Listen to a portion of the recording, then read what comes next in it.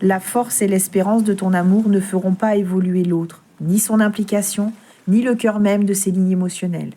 Seule une personne qui porte l'envie de faire ou qui vit un déclic particulier peut être en capacité de transformer les choses. J'ai tout fait pour toi. À entendre, je me suis étouffée pour toi. Et bien souvent, la réponse obtenue est « je ne t'avais rien demandé ». L'amour ne suffit parfois pas pour que cela fonctionne.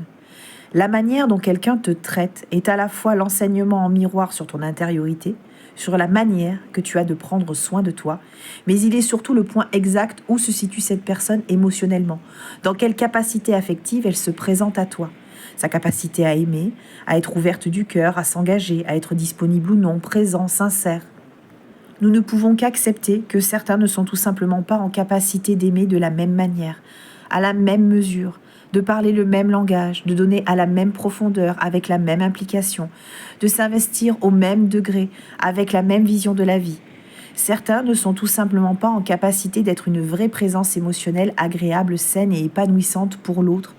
Et tu peux t'épuiser pendant des années à essayer encore et encore avec des milliers de discussions, de l'adaptation, des trésors de patience encore et encore, entraînant ta lassitude jusqu'à la désespérance, en te mettant en colère, en te mettant dans un état de suradaptabilité, dans l'attente sans fin, mais tu ne peux pas faire bouger les lignes intérieures de l'autre pour autant. L'amour, même le plus pur et le plus inconditionnel, ne pourrait y arriver. Et nos guides, là-haut, en savent quelque chose. Regardez les trésors qu'ils déploient pour nous faire comprendre des leçons qui prennent des années. Tant que le déclic n'y est pas, même avec tout l'amour du monde, nous ne bougerons pas. Si ton mari, ta compagne, ton ami n'est pas en capacité de vouloir, d'être et d'incarner naturellement un autre niveau émotionnel, de se guérir le cœur parfois, de s'ouvrir ou simplement de vivre autre chose à tes côtés, ce que tu penses ressentir comme de l'amour ne l'est plus tout à fait, car cet amour se teinte d'impatience, de dépendance, d'envie, de frustration, de jalousie. Il se mue dans une communication plus passive-agressive. Tu as des teintes de choses douloureuses qui se font sentir au milieu de cet amour et ça n'est plus un amour constructeur. Et pourtant, dans ton esprit, il y a un autre langage. Ah, si seulement elle pouvait, ah, si seulement il pouvait comprendre, et ceci, et cela. Alors, ça devient du contrôle sur les événements et les circonstances, mais pas de la construction. C'est une projection. Le jour où tu arrêtes d'essayer de changer l'autre et de l'amener là où tu voudrais qu'il aille, c'est le moment où tu comprends que rien de tout ça ne remet en question tes valeurs, ni qui tu es intrinsèquement. C'est aussi le moment où tu lâches prise sur le jugement que tu portes sur les frontières et les limitations que tu observes chez l'autre. C'est à ce moment-là que tu n'essaies plus non plus de prouver, d'expliquer, de te justifier, de te suradapter perpétuellement.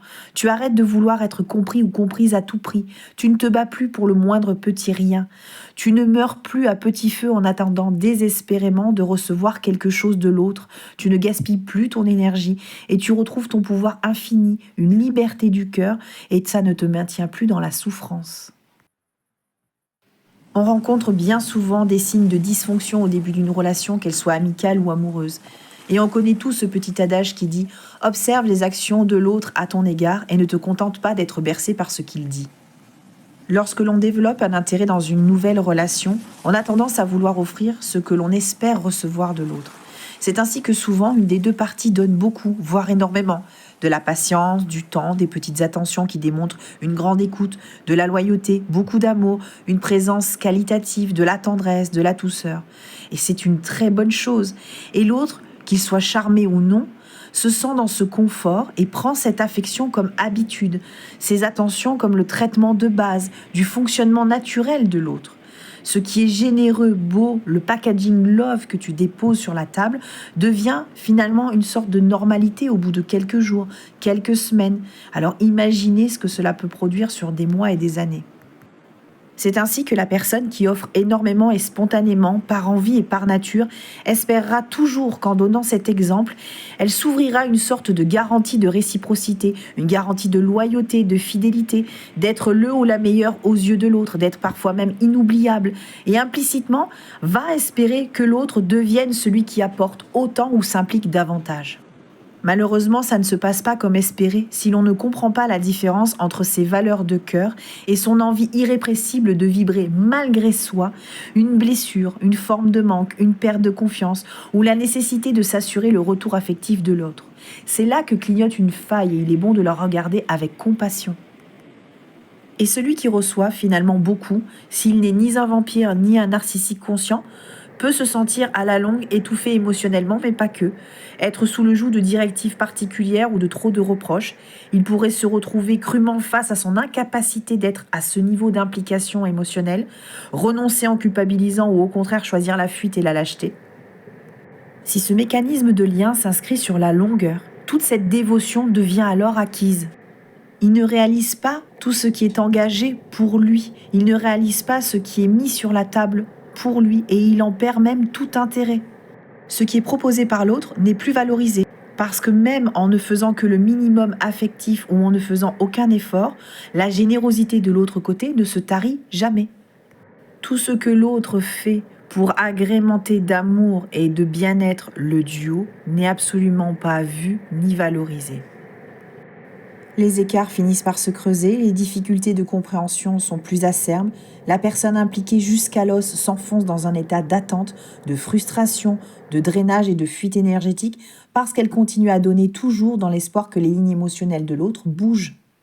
Parce qu'elle espère coûte que ce qu'elle apporte et ce qu'elle fait soit validé, que sa personne soit aimée et considérée. Et même une fois la relation terminée, elle peut encore porter l'empreinte d'être vue et reconnue par l'autre comme le ou la meilleure, ou le souvenir intarissable de la perfection. Cette sorte de cercle vicieux, et malheureusement il en existe de nombreux autres dans les relations, mène à la catastrophe émotionnelle si on ne prend pas le recul nécessaire lorsque le lien est engagé et si l'on n'est pas dans le discernement éclairé lorsque l'on commence une relation. Il est important d'apprendre à mettre un stop à ce genre de schéma de la manière la plus judicieuse possible en admettant que ce modèle de partenariat ne peut être ni enrichissant, ni équitable, ni juste, ni élévateur sur la durée et dont les fondations sont insatisfaisantes pour tout le monde. Je m'arrête ici pour aujourd'hui, j'ai simplement eu l'intuition que cela pourrait être un joli rappel pour nous tous. Le meilleur à chacun.